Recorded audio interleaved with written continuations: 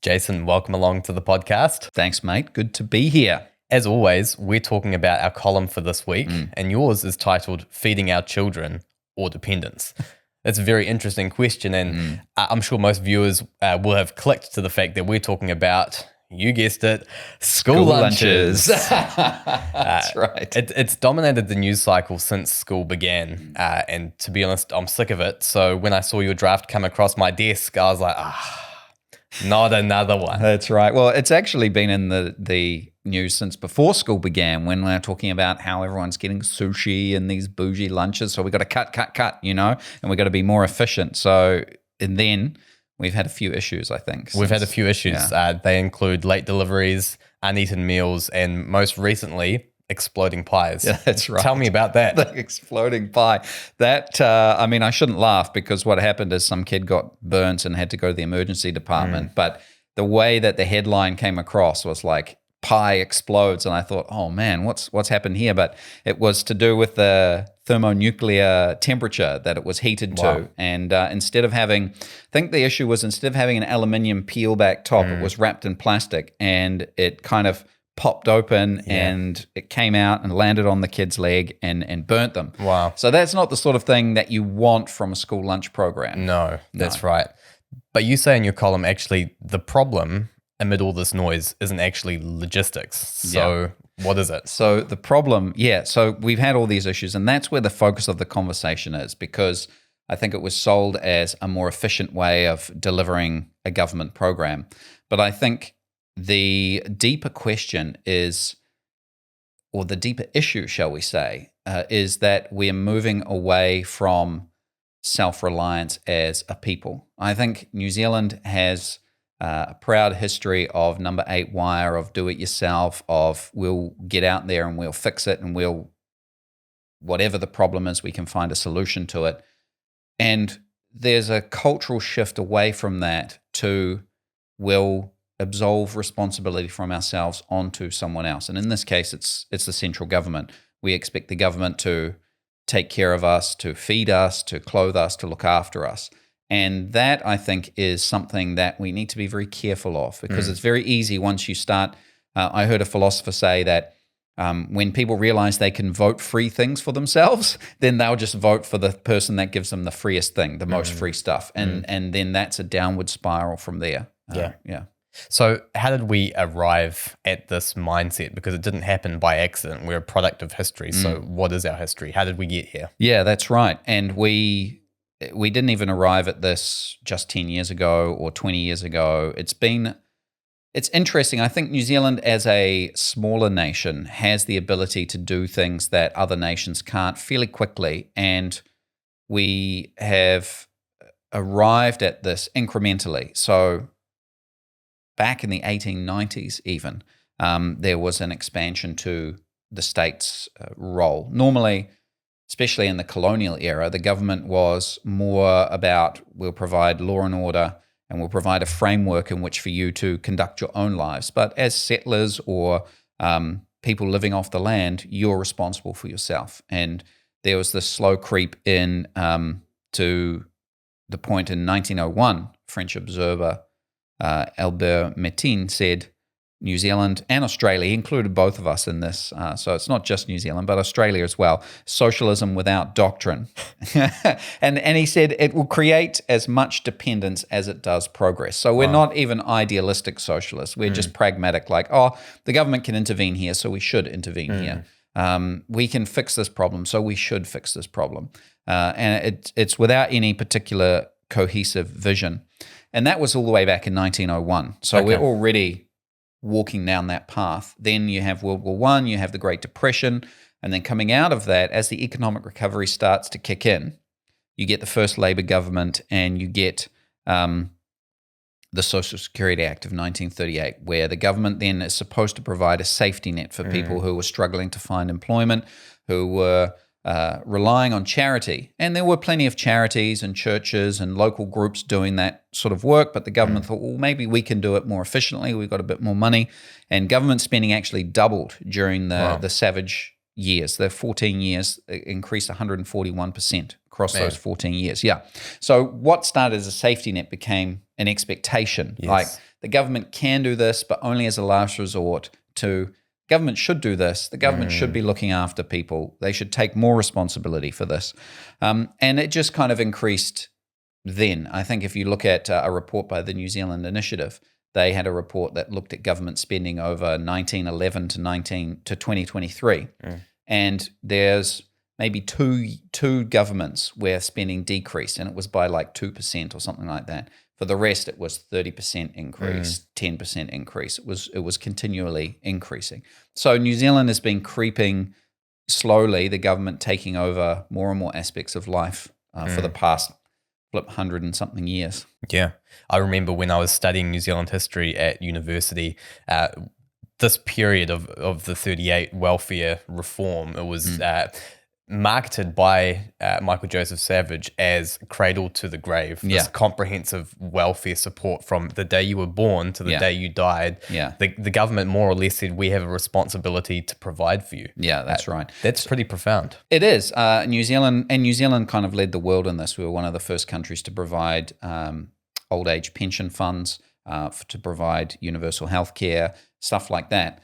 And I guess the question is, why is the government the best to provide this sort of support?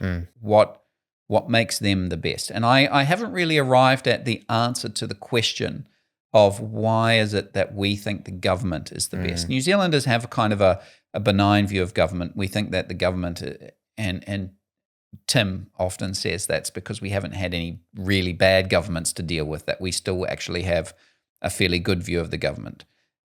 And so I think that's part of it, but I haven't figured out why we go, oh, I can't fix this. Central government should fix this. Not, oh, I should turn to my neighbors. I mean, a lot of us don't know who our neighbors are, so we couldn't turn to them even if we wanted to. But I remember when I was growing up, a long time ago, I started to sound like one of those people. Back in my day, we lived in West Auckland, and there was quite a gap between the houses where we were, semi-rural, but we knew the neighbors on all three sides of our house. So we knew all three of our neighbors, and us kids would go over and play at the neighbor's house.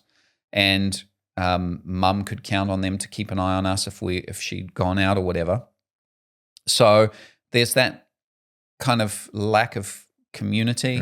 So we don't have people that we feel we can trust or rely on, so we look to the government. It's just a whole bunch of questions that I haven't quite figured out, but this column is an attempt to at least start a conversation about it. Yeah. So really the history then, if we're looking at government spending to GDP, is one where it starts small and then really starts to grow. And even just in a sort of a logical sense, you can understand how a government would make policies, effectively make promises to provide, and for that to be very difficult to roll back. Because once you have something and someone's threatening to take that away, that's not going to win you a lot of votes. Yeah, exactly. That comes back to the free stuff thing, right? If someone says, government says, I'll give you some free stuff, and then they do, and then another government comes and says, well, actually, I'm going to have to take that away. You're like, no way, man. You can't take my stuff, even though someone else is paying for it. Like, I mean, that's another point that I make, is there's no such thing as a free lunch. Someone's paying for the government to provide these lunches. Which I guess is why we ask these logistical questions, because we are vested interest in it, that we're paying for it. And so someone's paying for it, and we want to make sure it's delivered rightly. But is it the best way to do it? And so the question in all of this really is then, should the government feed our children? And more broadly, I guess, well, okay, so how does this shape our view of welfare, the role of personal responsibility, the role of local communities and organizations and the government? So, I mean, what are your reflections as you think about this? So I think that the government, central government, should not be the ones that are ultimately responsible for feeding our kids. I think that kids should be fed, hungry kids, definitely, 100%. And I make that clear in the column. They deserve food. They deserve to be fed. They deserve a chance to, have, I mean, the reason we feed them is because they're at school. They can't concentrate if they have empty tummies and things like that. So there's a lot of good reasons for us to feed them. But is the government the thing to do it? I don't think so. It's a faceless bureaucracy in Wellington. It doesn't have local connections. So I think devolution down to some local, whether that's iwi, churches, charities, whatever local groups that have embedded relationships with the school community and are able to maybe even provide more than the government could via like wraparound services, support for parents, things like that. I think it's about reframing that idea that the government should look after everything. And that's the thing that I really wanted to challenge with this column was the government. We automatically look to the government whenever there's a problem. We have done for a while, but we didn't used to. It was a few decades ago. We didn't used to. But can we get back to some of that more self-reliance? Can we get back to some of that more, we can do this as a community? Because I think something really special and almost miraculous happens when a local community comes together to solve their own problem. There's a lot of spark and creativity and goodness that comes from that. And I think we sell ourselves short when we just say, I'm not going to be responsible for this. I'm going to put that responsibility on the government and they're going to be the ones to fix it. I think it's important to note as well that there are plenty of organizations out there doing this work already. Yeah. The challenge is, well, are they receiving the government support that we should expect? And does that government support come with strings attached? Yes. Because there is also this reality where if the government agrees to fund a charity, there are some strings there. Does that limit their ability to actually help and reach out? Because one of the things you said is relationship. They have these relationships. And so this is where the wraparound support can come into play. And these issues can be addressed because these children who, of course, we want to be fed, who deserve a chance to build a better life for themselves, they often come from homes where there are issues with addiction, abuse, violence, all of these things, and that can't be fixed by a check from the government. Yeah. Healing can only come in the context of relationship, mentorship, support, love and care. These things a faceless bureaucracy can't achieve. No. But there are plenty of people out there who have a heart for people who want to make that difference. And so I think that reframing is really, really valuable as we think about the government and our assumptions about what society should look like. So Jason, thank you for this challenging column. Really appreciate your perspective, the time and the thought and the energy that went into writing it. No, happy to do it, bro. Thanks for having me.